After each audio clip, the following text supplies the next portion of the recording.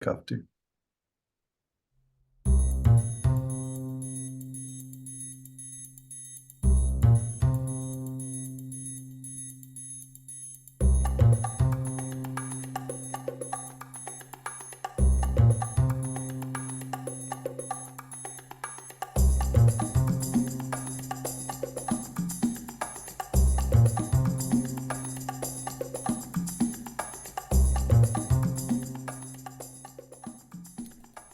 Welcome to today's webinar, courtesy of the Kentucky Small Business Development Center right here in Louisville. We're all about hooking you up with free, super secret business coaching and trading services.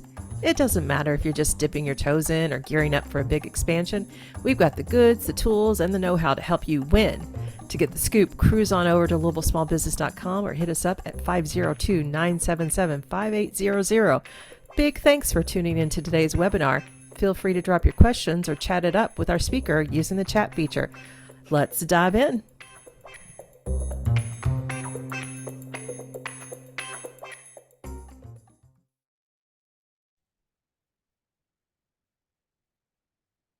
Hi, welcome everybody. I'm Dave Etkin. I'm the director here at the Louisville Small Business Development Center. Thanks for joining us today on another Toolkit Tuesday. And as everyone knows, this is the day weekly that we bring on special guests and experts to share their information with you. As always, just to make sure that you can hear us and see us and everything's working good today. If you look down at the bottom of your screen, you'll see a toolbar. And if you don't, just take your cursor and hover down there. And there you'll see the little chat button there right in the middle. So if you wouldn't mind, just type your name in the chat and say hello and tell us where you're joining from. It's always fun to see where everybody's coming in from. I'm gonna put my name in there real quick. I misspelled that, but there you go. And joining me as always is my good friend and communications director here at the Louisville Small Business Development Center, Janet Flaw. Hello, Janet. Good afternoon, everyone. It's beautiful and sunny out today, isn't it? It is, finally. Yeah. And there is Bill joining us. Hey, Bill. Bill's in Lexington. Anybody else brave enough to say hello?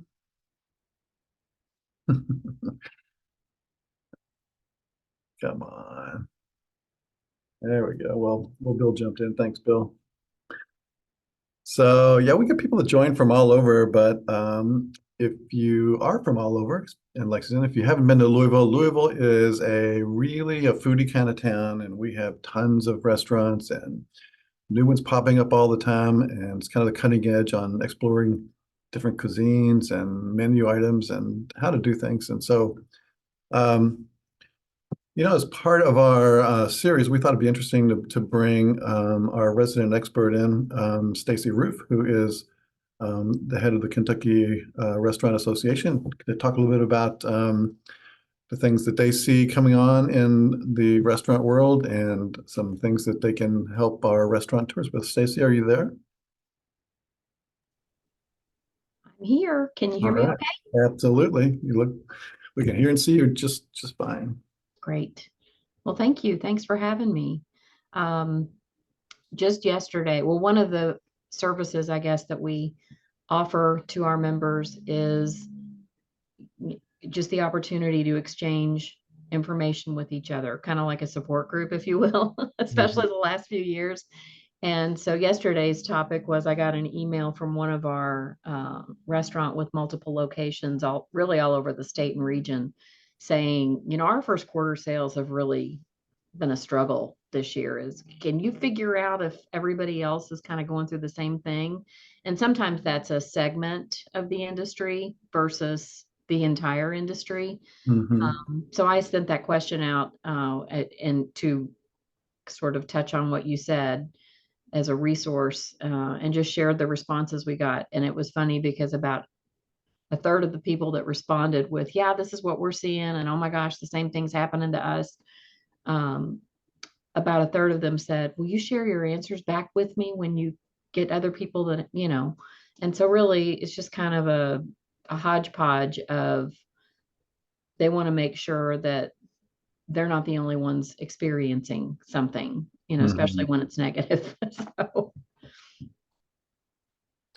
Yeah. So, well, I'm going to turn it over to you very quickly. And again, if you have any questions or comments for Stacy, I mean, this would be a great time to pick Stacy's brain. Just, coming on top of your example there, you sit kind of at the top of the heap, and you see a lot of things that when you're running a small business or a small restaurant, you are in the weeds and you can be kind of isolated. So someone like you, Stacy, is very important for someone to understand trends and things that are happening around the industry and in the region. So, yeah.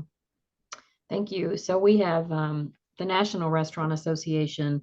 We're affiliated. We're not related per se. We have reciprocity. So we have an agreement in place so that if a restaurant becomes a member of ours, then we automatically make them a member of the National Restaurant Association and vice versa, right? So they kind of go after the Yums and Texas Roadhouses and Fazoli's of the world that are national, while we go for the independents and what really makes our state and our cities unique with those operators that we all love so much. And so I mentioned that because when you said trends, they just came out with their trends and forecasting. So that's one of the resources that members can download and look at. And again, kind of benchmark, okay, well, I'm seeing this, so I don't feel as isolated because we're going through that too. Or I kind of know how to plan maybe for later this year because this is supposed to be on the horizon and that kind of thing. I'm going to share my screen if that's okay, cool. it sure is. And if I can find my little slideshow here, then I will. Are you guys seeing that? We see your screen. We don't see this slide show just yet. We see your launch screen. Okay. It says you were sharing. And I don't know. I would unshare, and then when you click the share, pick the one you see. There you go. Now you got it. There we go. Okay. Perfect. So I guess the title we came up with is why KRA, the association, is an invaluable investment. I like to think it is, and I've been with the Restaurant Association since 1995. So I'm either brainwashed or I don't know any better at this point. But I don't think a lot of times, especially younger folks, understand and appreciate the value of a trade association. So our association was started back in 1964. Actually, in the 1930s, the Louisville Restaurant Association kind of came together with a bunch of restaurant folks that just said we should probably be united and talk about things together and do things together for the health of the industry as a whole. And then that group, along with the Bluegrass Association out of the Lexington area, kind of came together and incorporated in 1964. One of our charter members and founders is Colonel Harlan Sanders with Kentucky Fried Chicken. Still a huge brand all over the world. And a lot of people associate Kentucky and restaurants with KFC now. We're governed by a board of directors. That's who I report to, from all over the state, both restaurant and associate members. Associates or suppliers or service providers to restaurants. We have a staff. I have a staff of two other people besides myself, a finance person and a training director. She's off site today doing a training sponsored by Louisville Tourism for folks in Louisville for this class, but it's food safety training that they have to have for the Department of Health and the state requirements to be met. And then we have a separately incorporated 501c3 educational foundation, which does employ one staff member, Rich, and more about him and what they do in a second. The association is, like I said, a trade association. It's membership driven. We provide benefits and discounts, things like insurance discounts for workers' comp coverage or property and liability coverage. the posters that you have to hang up in any business required by the Department of Labor, we provide those. Other benefits and discounts, hooking people up together who may have a specific question, accounting services, you name it, it's somewhere in what we do. We've got a list of things that just continuously changes and we're always adding to. We also represent our members both in Frankfort and in Washington, D.C.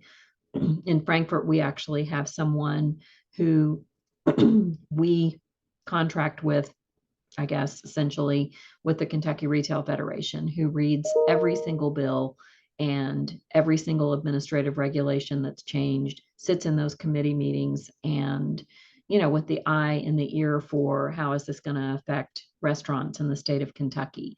And sometimes it has nothing to do with restaurants, but an unintended consequence of whatever language may impact us. And so we work on behalf of restaurants to make sure that we promote things that are going to be good for them and oppose things that may not be so good for them.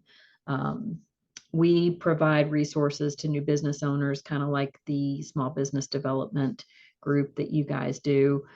We have a hotline for questions, like I was talking about before, putting questions out for members. Hey, a question we did a few days ago, who's everybody using for pest control right now? And sometimes we have members that are performing those services, but it's always good to hear from business owners who they've come to trust and who they're using. We like to say that we celebrate, educate, and advocate for the restaurant industry in Kentucky. We have multiple events throughout the year, and I'll talk about that a little bit in another slide. I mentioned that we do have a training director, Amy Schenkel, on staff, and she provides both ServSafe food safety training, primarily to managers and kitchen staff and owners, but also she provides ServSafe alcohol training, which teaches responsibility in serving alcohol. One of the most important things that a restaurant, if they serve alcohol, can own is their liquor license. They protect that at all costs. That's a very coveted thing that makes them money, and it's a lot easier to make money on drinks than it is on food. And so being trained in responsibility not only helps their insurance rates, but it also is just a good operating procedure to go through to have everybody kind of on the same page. So we do I'd say at least 3 or 4 classes a month, all over the state, and definitely in Louisville here in our office. We have members, obviously, restaurants, traditional restaurants that you think of. We've got some food truck members. We've got some hotel members that have a large restaurant business, suppliers to restaurants, and also some educational institutions like Sullivan University or some high schools that take part in our program that our Educational Foundation group runs.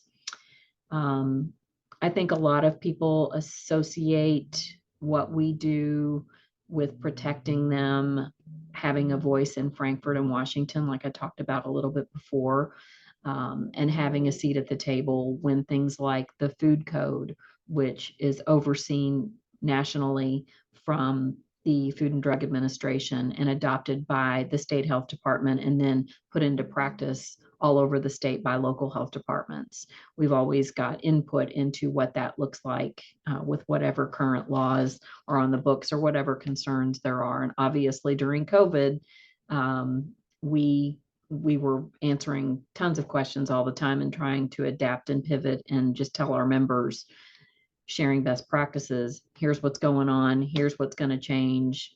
Call us if you want the absolute truth and not necessarily rely on what you heard from a neighbor or from something on the news. So one of the things that we always oppose at the state level is expansion of a specific tax that's allowed to be charged only on restaurant meals. And so back in the 90s, this tax was adopted at the state level for cities that were smaller, fifth and sixth class cities that didn't necessarily have a tourism mechanism to bring in bed taxes. So this law was adopted for those small cities to have up to a 3% tax on restaurant meals in their city. And over the years, I guess probably around 80 smaller cities in the state have that tax in effect. But the push currently is to expand that tax option to all class cities. And that's something we say we don't want to be singled out for. If a city needs revenue, it should not be a specific tax on restaurant meals, because by and large, most every restaurant will tell you, even if they're in a tourist heavy area, that 80-90% of their guests come locally. So that would be a tax borne by locals. So the nation's second largest private sector employer after healthcare is the restaurant industry. Kentucky has over 200,000 restaurant and food service jobs. And when we say food service, it can be hospitals or other institutions, but primarily restaurant or eating and drinking places is what it's classified under. And that's about 10% of the total employment in the state.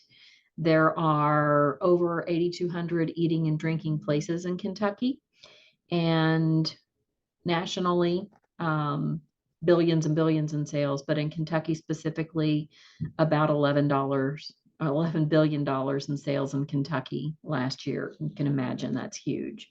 And as of pre-COVID, and then again, it was back to where it had been pre-COVID, I believe at the end of 2022, people going into 2020 were spending a little more than half of their food dollars on food purchased away from home. Okay. Not grocery or something that they were going to make into food, but prepared food purchased away from home. So you think about the difference. Like I think back to when I was young, and to eat a fast food meal was like maybe once a month. It wasn't something that was several times a week, like is customary now, eating out. I think I said this, we're the nonprofit trade association for restaurants in Kentucky. We have no affiliation with the state of Kentucky or with government in any way. Because we're a nonprofit, not a charity, our dues are tax deductible. So I alluded to the National Restaurant Association coming out with forecasting and trends and that kind of thing. That just was released a couple of weeks ago. And so those are the kinds of things we share with members and try and put out on social media. We have over 1,100, I think it's close to 1,200 members statewide, probably representing at least double that, maybe triple that, depending on how many locations there actually are. Yum is one member in our system, and obviously they have hundreds of locations throughout the state. 60-ish plus % are independently owned. Probably some of your favorite places that you can't find anywhere but the city or town that you're in. And then about 40% are chain or franchisee locations. We have a couple of chapters throughout the state. We have an active Northern Kentucky chapter. We have an active Louisville chapter. We have a Bluegrass chapter and a South Central chapter around Bowling Green. We just don't have post-COVID leaders in those areas. They have to be restaurant affiliated to kind of be that chapter go-to person and hold meetings and that kind of thing. But our Louisville and Northern Kentucky chapters are very active. Our Northern Kentucky chapter has an annual fundraising event for homeless children, and they partner with several of their local charities in and around Northern Kentucky, and they themselves donate over $100,000 every year. It's always on Fat Tuesday. It was just last week. Super fun. And I mean, they do an indoor parade. It's just a really big deal. A lot of participating restaurants, kind of a taste event, where you purchase a ticket, and then you can eat and sample and drink lots of different things. Same thing happens here in Louisville in October, the Taste of Louisville, which was started in 1974. So this is their 50th anniversary, much like the Derby's having its 150th anniversary this year. Taste of Louisville's having its 50th anniversary. KRA is 60 this year, incorporated in 1964. So this is kind of a big year, landmark dates, I guess, that we're doing. So we have, as I said, a separately incorporated 501c3 educational foundation who many years ago would grant scholarships to culinary students that wanted to attend Sullivan University or the Culinary Institute of America or JCTC, and go on to work in kitchens. We hoped in Kentucky. We wanted to keep them here. And then about 8 years ago, the trustees of our educational foundation said, let's adopt ProStart. It's a national program that's in pretty much every state. I think it's in 48 states. And let's put this curriculum into Kentucky high schools. We've got about 20 participating high schools throughout Kentucky. And what they do is a curriculum that teaches both culinary and management principles. A week from Friday and Saturday on March 1st and 2nd, we have the Kentucky ProStart Invitational, where those schools can enter a team to compete either in culinary or management, and they'll compete like on a floor at the same time. They'll make an appetizer, an entree, and a dessert. And we've got a panel of judges that judges when they check their materials in to make sure temperatures are correct, things are labeled correctly, that they're held correctly.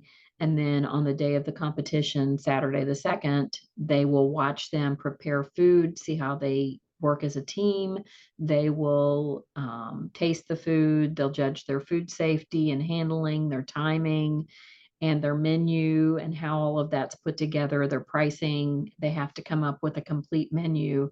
And the winning team will go on to represent Kentucky at the National ProStart Invitational in Baltimore at the end of April.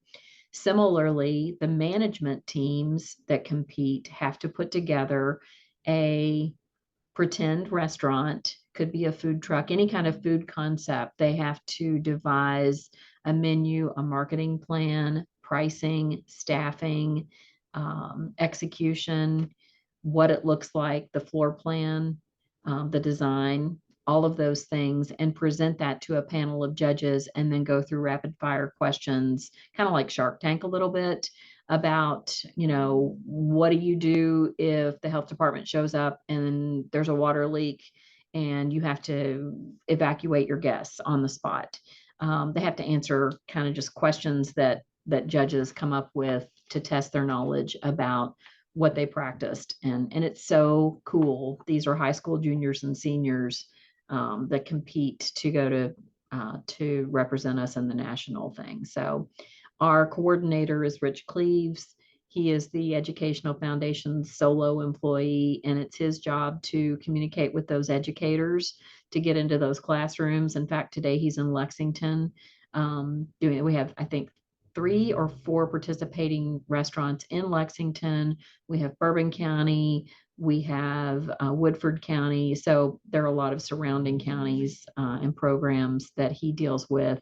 He raises money for that, and he is just kind of the, flies the flag of let's get our students to get further education, post-secondary, and stay or come back to Kentucky to make our culinary scene as great as it has become and continue that. Some upcoming events that we have. So I mentioned the ProStart Invitational. That'll be here, in a week and a half. Chefs for Hope, also an educational foundation. This is the primary fundraiser for our foundation. And we will have students and educators come together to help the 6, maybe 7 chefs that are putting that event on at Savor at River House in Louisville on the night of April 11th. Lead chef is Josh Moore of Valari Restaurant, and he invites other chefs and they prepare a multi-course meal. Tickets are on sale. They're on Red Pin tickets, and we'll be putting the link out for that dinner. We typically have 150, 175 people at that dinner, and it's a really great night. The students help the chefs in the kitchen to prepare each course and also plate it, and they're recognized that evening as well. We have a sporting clays tournament in Brooks at Jefferson Gun Club on June the 10th. Golftoberfest is our golf outing on October the 7th. And then we do an event that has been at Churchill Downs called the Day at the Races in November. It's usually the Thursday before Thanksgiving. And we invite restaurant members, associate members to exhibit. And that's kind of evolved. I think we may tweak that this year. I don't know if it'll be at Churchill Downs again, but it'll be a great day for the industry to kind of come together and share ideas. We usually have a speaker and that kind of thing. So couple of ways to follow what we're doing. I haven't been so great at tweeting lately on Twitter, but we do have an active Kentucky ProStart, Kentucky Restaurant Association page on Facebook. Less because it's all me, so it doesn't always happen as often as it should on Instagram following. And obviously we do a lot of communicating with our members via email because they're hard to communicate with. There's never a great time for everybody, unless it's 2 or 3 o'clock in the afternoon when nobody's really slammed or open at that time. So email is a great way to communicate with them because they can read it when they have time, and it might be in the middle of the night or midnight or later when I hear back from them and get responses. So I would love to stop talking. I'm getting tired of my own voice, I guess, and ask if anybody has questions. There's my contact information, Stacy@kyra.org, our website, KYRA. And I'm going to stop sharing my screen. Thank you, Stacy. Thank you. I didn't know that. I really learned a lot. I didn't know you guys did as much as you did. We do, and it's challenging with 3 people, 4 if I count Rich. Rich gets roped into things that are KRA and not always Educational Foundation, just because he lives here with us, and he's part of our team. Yeah. Well, let me ask a couple of questions of my own. So, you're square right in the middle of the restaurant world. If someone is thinking about launching their own restaurant, I mean, what kind of resources would you have, or what would you tell them to do? So a question we get a lot is, it's really confusing. I know a lot of industries have multiple permits and groups that they have to get blessings from before they even open. And we are definitely at the top of that list. You've got health department, you've got ABC, you've got, planning and zoning and codes and enforcement and fire marshal and seating capacity, all of those things. So a lot of times just answering those questions, or, we're expanding and we're going to Elizabethtown. Do you know if they accept this particular certification? That's been a topic a lot this year for the alcohol responsibility, or for, we've got our own training program. Can you tell me who I would run that by to make sure it meets such and such small towns approval, that it measures up to what they would approve. Sometimes it's just, where do I start? We're coming to Kentucky. We've never had a business there. So I send them to the One Stop portal to start.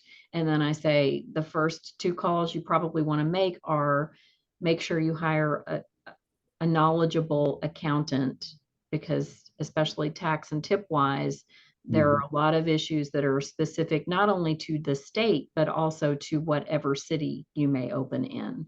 Mhm. And also the second would be, an attorney, and make sure you're square with Secretary of State and you've got all that lined up before you start down the road. And definitely don't start messing around in any kind of building you're thinking about until you get the health department's blessing. Yeah, that's great advice. Yeah, you mentioned tipping and all the taxes and stuff there. I know there's been some new laws on this tip share regime and stuff like that. So I guess you get a lot of questions about that, don't you? Yes, and especially if an operator has operated elsewhere and doesn't think, oh, things might be different. Every state likes to put their own unique spin on things, right? And so it's no different here.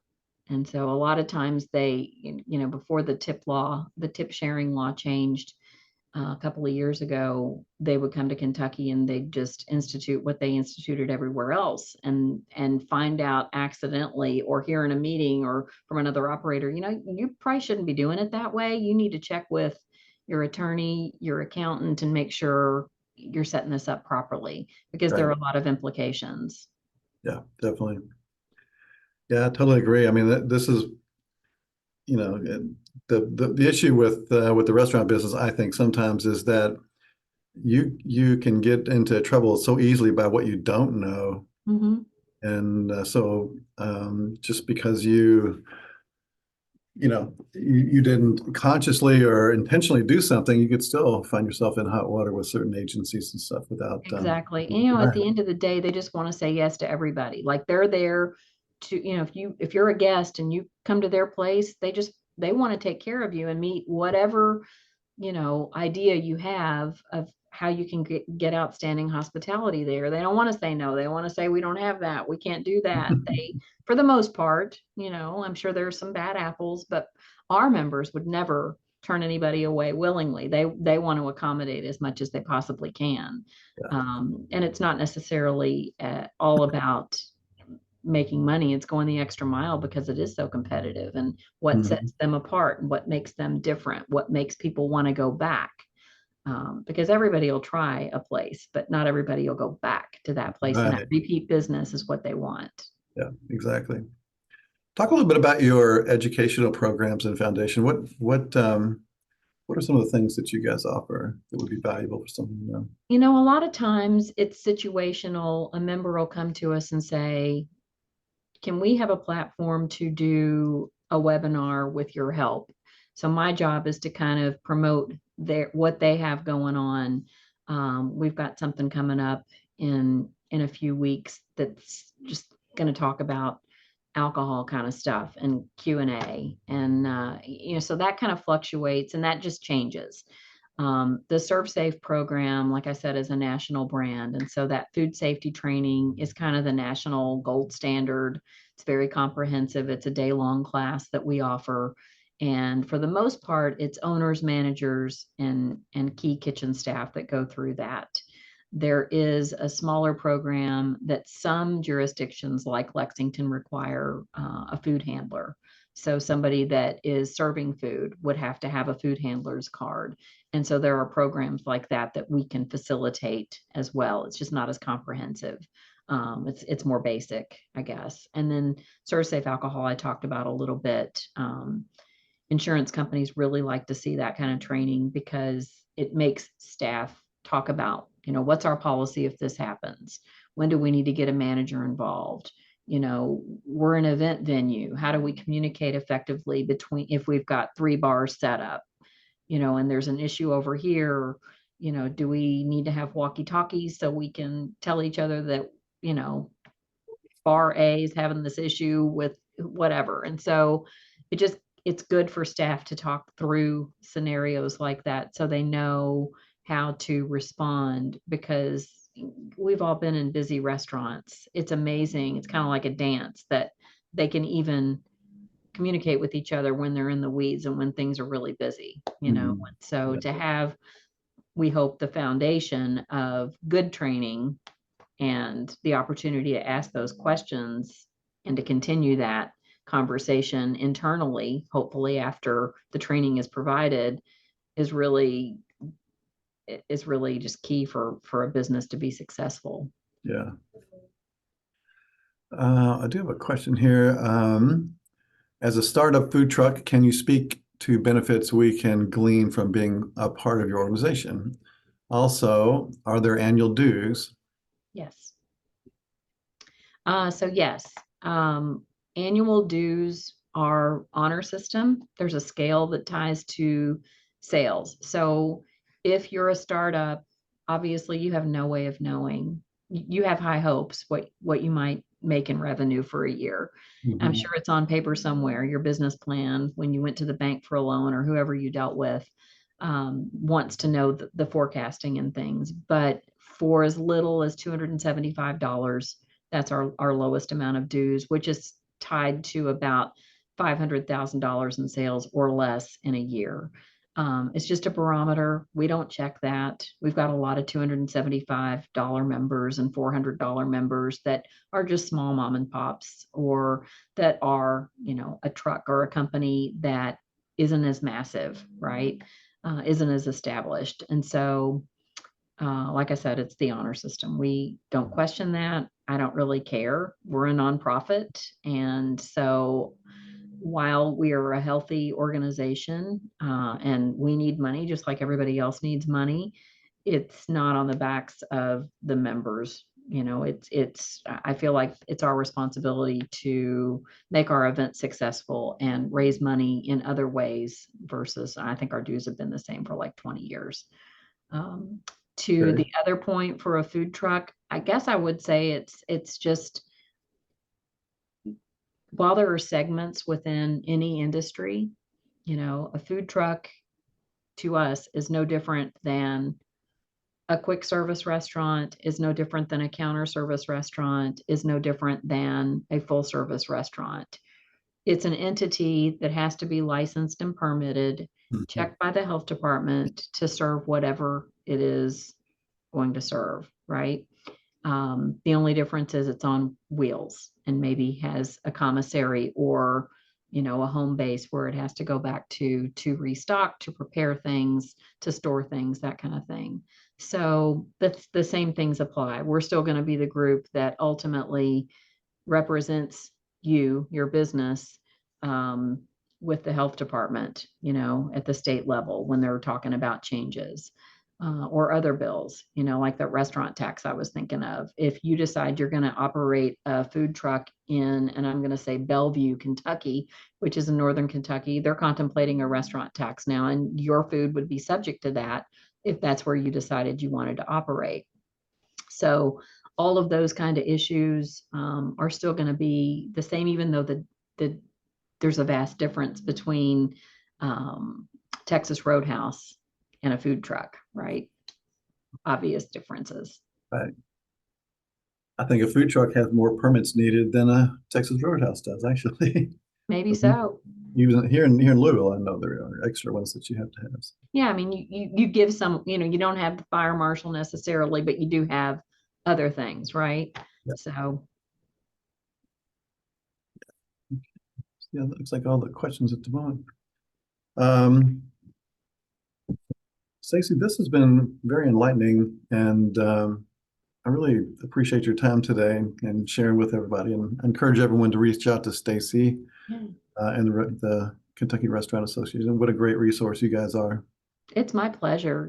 I can talk about this grilling stuff all day long. I gave you all our website, kyra.org.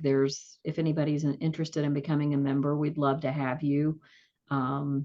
It's impossible to travel this vast state and visit every prospective member. Gosh, I can't even keep track, in my own zip code anymore. Mhm. Places open and close all the time.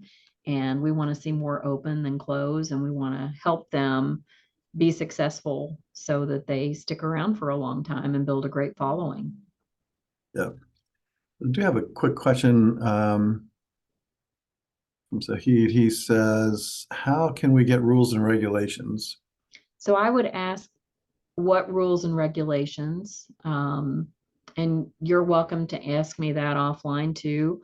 My email is stacy@kyra.org. And also our phone number in our office is 502-400-3736.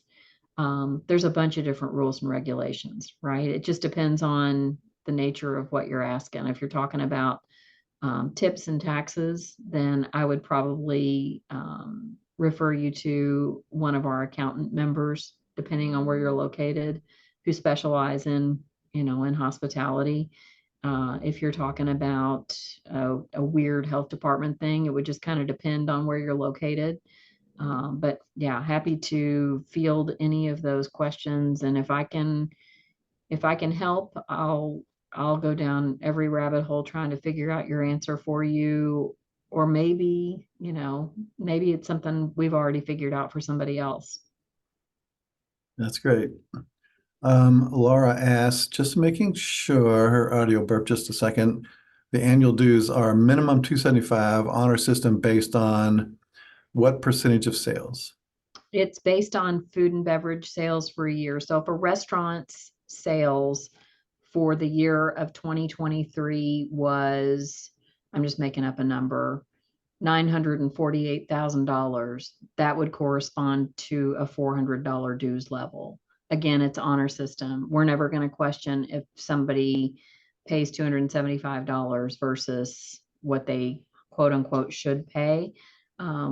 We don't have any way of auditing that. We don't care, as I said. It's just kind of a barometer. And really the reason it's structured that way is so that tiny people don't pay the same as gigantic companies. If your Bluegrass Hospitality Group with Drake's and Malone's and all the places that they have and growing in many cities, not just in Kentucky, but regionally, your dues probably shouldn't be the same as the little cafe, the Gaslight Diner in Jeffersontown on the square, So it's just kind of a way that evens things out. I'm going to type my email in here because that'd be great. It's not KRA, it's KYRA.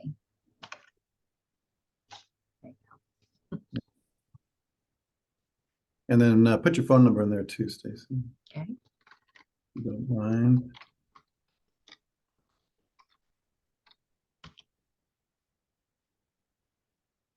Thank you. Yeah, so everybody gives everybody a minute to note all that down. So, we will have this recording available for you guys to view as many times as you like. We will push Stacy's slides out for us if you provide them to us. And we appreciate everybody joining us today. If there's no other questions, I don't see any more. Thank you to everybody that's here. Yeah. If I can help you, I'd be happy to try. Yeah, I encourage you to do so. If you're thinking about going into the restaurant business or you're already in the restaurant business, Stacy and the Restaurant Association are your top resource that you really need to be acquainted with. So I highly encourage you to reach out and make Stacy your new best friend. I look forward to it. Yeah. So thanks everybody for joining us for another Toolkit Tuesday, and we will be back next week with another Toolkit Tuesday. So happy Tuesday. We'll see you next week. Happy Tuesday. Thanks for having me.